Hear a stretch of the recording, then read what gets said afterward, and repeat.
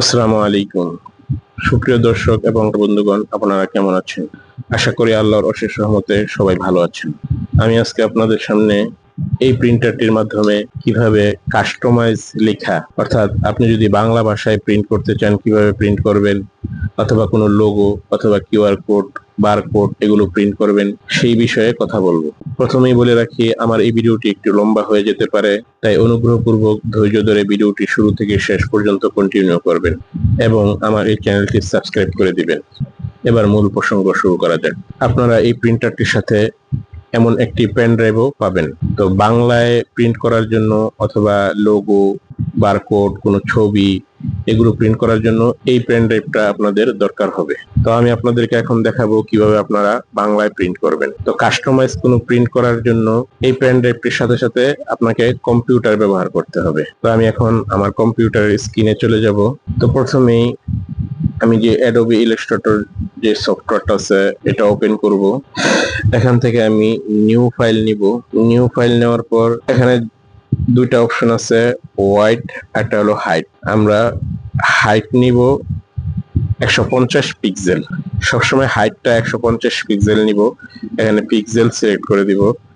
আর ওয়াইডটা আপনি যতটুকু নিতে পারেন সমস্যা নেই, কিন্তু হাইটটা 150 পিক্সেল নিবে। তারপর আমরা ক্রিয়েটে ক্লিক করব।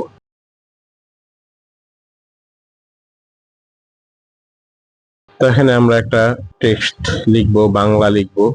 আমরা টেক্সট যে অপশনটা আছে এটা সিলেক্ট করার পর এখানে ক্লিক করব। ক্লিক করার পর আমরা বাংলায় টাইপ করব, যেমন আমরা উৎপাদন ডেট এটা লিখব।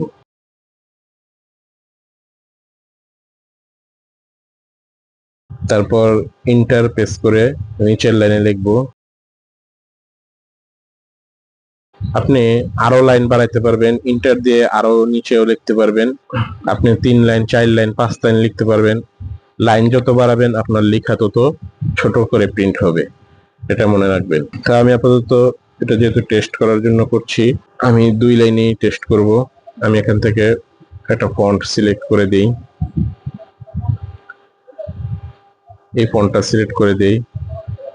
আমি এটা এক সাইডে নিয়ে তারপর এইভাবে টান দিয়ে লেখাটাকে একটু বড় করে দেই। এখানে একটা ভুল হয়েছে, এখানে একটা ভুল হয়েছে। এই লেখাটাকে আমরা এখন প্রথমে কম্পিউটারে সেভ করে নিব। তো সেভ করার জন্য আমরা ফাইলে যাব, তারপর এখান থেকে যে এক্সপোর্ট যে অপশনটা আছে এটাতে ক্লিক করে এক্সপোর্ট অ্যাজ এটাতে ক্লিক করব। তারপর আমরা কম্পিউটারের যে কোনো একটা স্থানে, ধরুন আমি ডকুমেন্ট এই স্থানে একটা নাম দিয়ে দিব। আমি দিই TEXT টেক্সট। তারপর এখান থেকে সবসময় মনে রাখবেন এই প্রিন্টার দিয়ে প্রিন্ট করার জন্য এখানে একটা অপশন আছে বিএমপি। আবার আপনারা বাংলাদেশের যে বিএমপি রাজনৈতিক দল আছে সেটা মনে করেন না।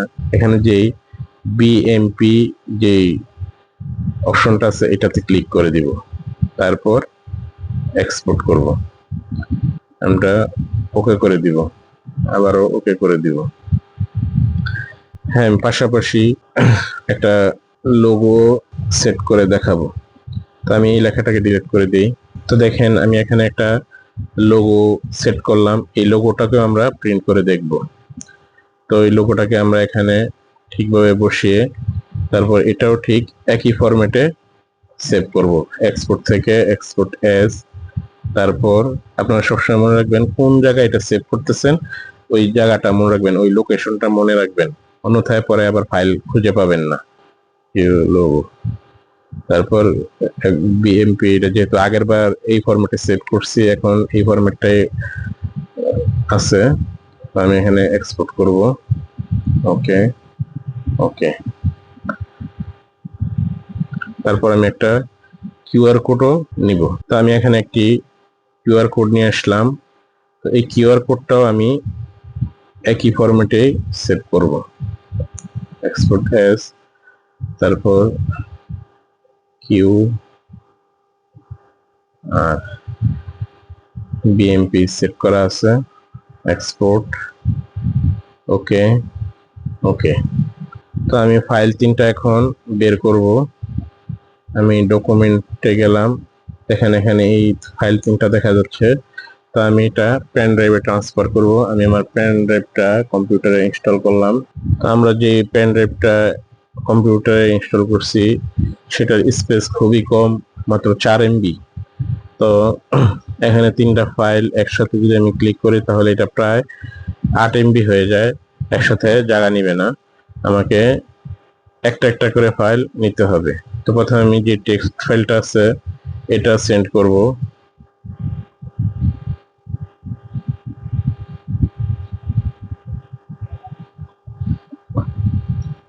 আমাদের ফাইলটা সেন্ড করা শেষ হয়েছে। আমরা পেন ড্রাইভটা নিয়ে আসবো। তো এখন আমরা এই পেন ড্রাইভটা আমাদের প্রিন্টারে ইনস্টল করব, ঠিক এভাবে ইনস্টল করব। তারপর আমরা এখানে এডিটে ক্লিক করব। তারপর এখানে যে মোর অপশনটা আছে এটাতে ক্লিক করব। তারপর ইমেজে ক্লিক করব, এখান থেকে ইউএসবি তে যাব, তারপর ওপেনে দিব। এখানে যে টেক্সট ফাইলটা আছে এটা আবার শো করতেছে, এটা ক্লিক করে আমরা ওপেনে ক্লিক করব। তো এটা রিডিং হইতে 3-4 সেকেন্ড সময় লাগবে। তো লেখাটা এখানে আসছে। আমরা এই লেখাটাকে ছোট বড় করার জন্য আমরা এখান থেকে এই ওয়াইড হাইট আছে এটাকে আমরা ছোট বড় করে দিব। এখানে 804, এই পরিমাপটাকে আসলে কি বলে সেটা আমি জানি না। তো আমি এটাকে আরো ছোট করে দিব।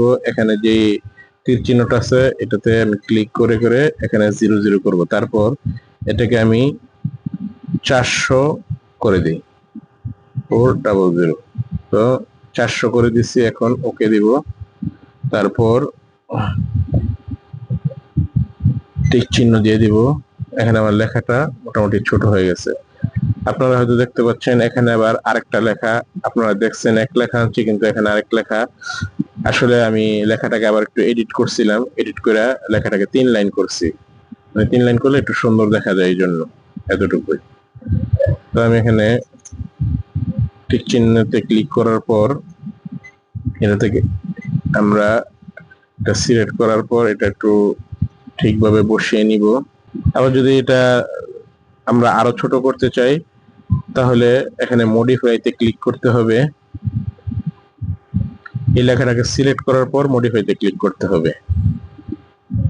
তারপর আমরা এখান থেকে ছোট করে দিতে পারবো। আমরা ধরেন না 380 দিই,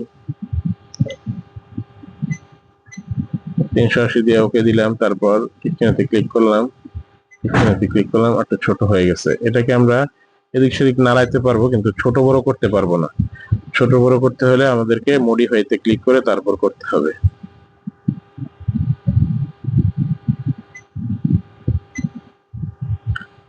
তো আমরা এটাকে প্রিন্ট করে দেখি। আমরা এখানে প্রিন্টে দিব, তারপর স্টার্ট প্রিন্টিং।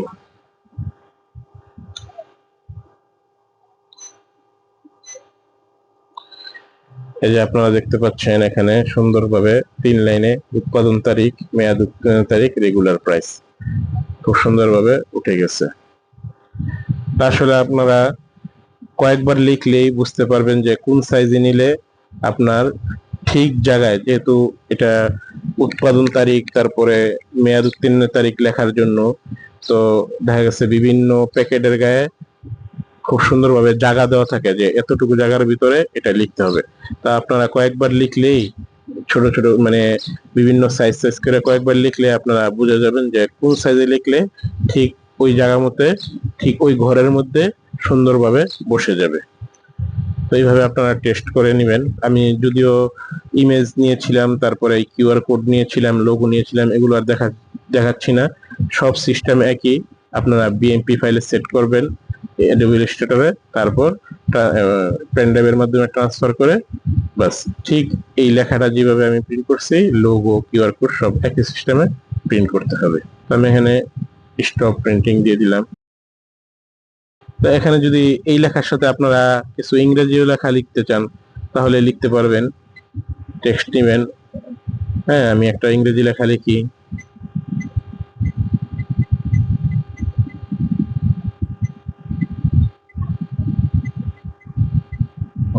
এটাকে আমরা নিচে নিয়ে আসবো।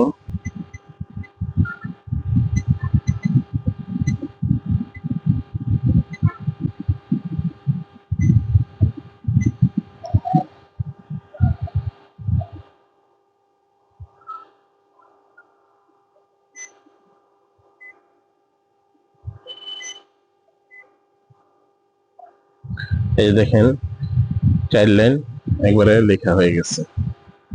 তো দর্শক বন্ধুরা, এই ভিডিওটি দেখে আপনি কোনো উপকৃত হয়েছেন নাকি হননি তা আমাকে কমেন্ট করে জানাতে পারেন। আমি অবশ্যই আপনাদেরকে রেসপন্স করব। যদি এই প্রোডাক্টটি আপনাদের ক্রয় করার ইচ্ছা থাকে তাহলে বাংলাদেশের সবচেয়ে রিজনেবল প্রাইসে আমার কাছ থেকে ক্রয় করতে পারেন এবং জরুরি প্রয়োজনে ডিসক্রিপশন বক্সে দেওয়া আমার নাম্বারে অথবা ইমেইলে যোগাযোগ করতে পারেন। ধন্যবাদ। সুবহানাল্লাহি ওয়া বিহামদিহি সুবহানাল্লাহিল আযীম।